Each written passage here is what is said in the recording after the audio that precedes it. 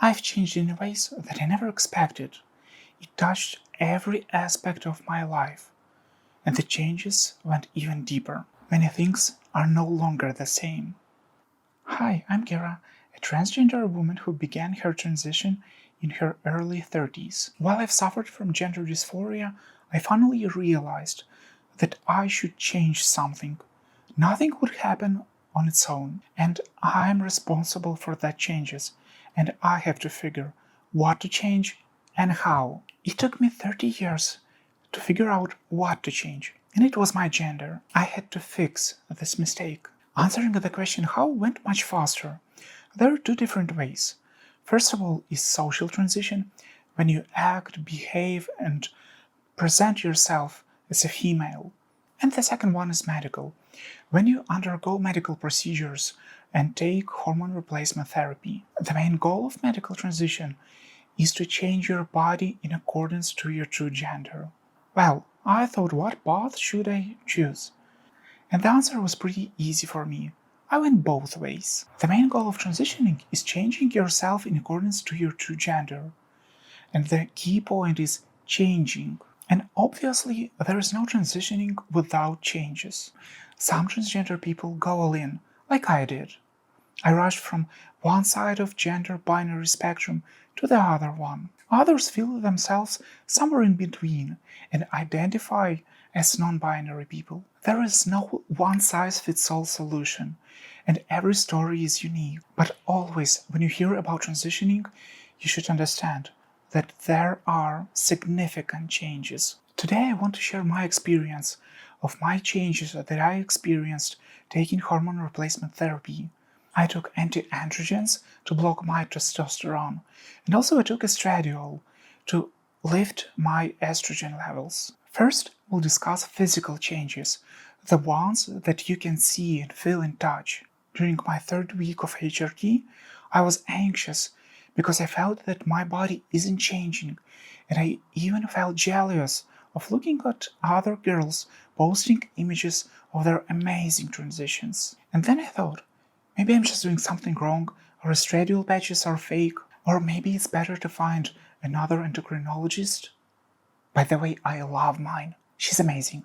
Or is it something wrong with my body? Or in worst case, HRT is just not for me? One morning, I woke up in despair and I decided to lie face down on my pillow. And whoa, it was so painful. But frankly, that was the most pleasurable pain I have ever experienced. It meant that my breasts are finally developing. I was happy, I was excited, I loved everyone, and especially my endocrinologist. Finally, HRT worked. The second change I noticed was with my skin. You know that feeling of touching gently the peach? It was exactly that feeling when I touched my skin. So my cactus turned into a peach. Also, it became more glowy and smoother. Pores became smaller, and my skin wasn't so oily anymore. Also, my acne was less prone, and even some of the wrinkles smoothed. On the other hand, my skin became much more sensitive and gentle, so opening cans with bare hands was no longer an option for me. And also wearing clothes made from rough fabrics felt just awful. The third change I noticed was about my smell. You know that feeling of the changing room? I literally stopped filling any room with my smell, and I knew before transitioning where the shower is. At the same time, I stopped sweating so much, and now I put my sports uniform in the washing machine, just not because it smells, probably because I'm just used to it. The fourth change was with my shoe size. In 3 months, it went one size smaller, and it was the most expensive change I've experienced yet. It cost me a lot of money to change all my footwear. So now I decided just to buy in a lower price range all of my shoes. The fifth change was with my body hair. It became much thinner and began growing much slower. Unfortunately, I can't say the same thing about my facial hair, so I'm still going through the tortures of laser hair removal.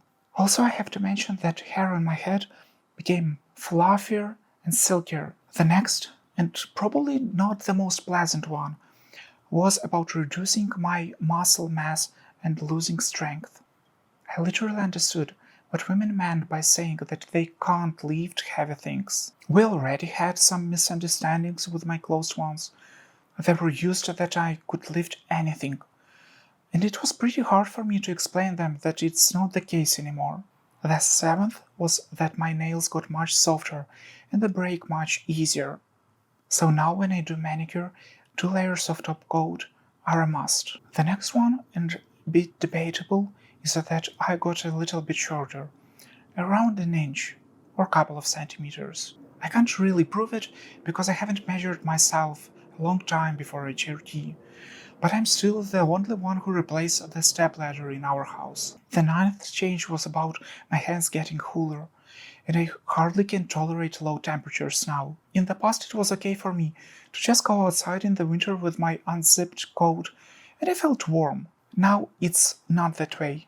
I have to zip my coat and wear a sweater underneath, or better, 2 sweaters. The next change I've noticed so far is my body balance. Most of my weight was distributed in my upper part, in shoulders and my chest. When I started HRT, I lost a lot of weight by dieting and doing some sports. HRT helped me redistribute weight in the lower part, mostly in thighs and my bottom. Since it happened pretty fast, I had to relearn how to walk and not to bump into doorways or other things. We have discussed how HRT changed my body, but what about my brain, my mind, my soul, my emotions, my feelings? It was scary and stressful, but I finally felt myself free. For years I've been anxious, and I couldn't enjoy simple things like blossoming flowers, singing birds, kids smiling. I had a constant feeling of anxiety, without any visible reasons. As soon as I applied my first estradiol patch, in a couple of hours I felt myself finally relaxed and calm, despite that time being very stressful for my family. For the first time, I could see their smiles. The second thing I noticed is I became much more emotional. So if you don't want to see me crying, please don't show me Titanic. It comes somewhere from the deep inside, and I can't control it. The same thing happens when I have conflicts with my family. I just can't hold my tears. At the same time, I smile and laugh much more often, and I don't need anything special for it. I became much more extroverted. Probably that is the main reason why you're watching this video and reading my Instagram posts. Before transitioning, I was hiding my feelings, and I never let anyone in. It was hard for me to make new friends. Now I can share my thoughts. I speak to other people, I listen to their stories, and I enjoy it.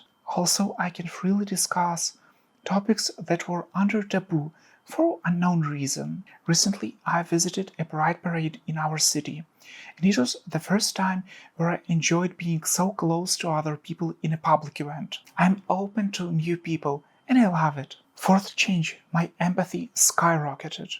And please, when you see my message asking how are you, please don't reply, I'm fine. I really do care. Every day I read a lot of stories of transgender people and their families going through that hard path of transitioning. And every story I put through my heart. Ignorance is something unthinkable for me now.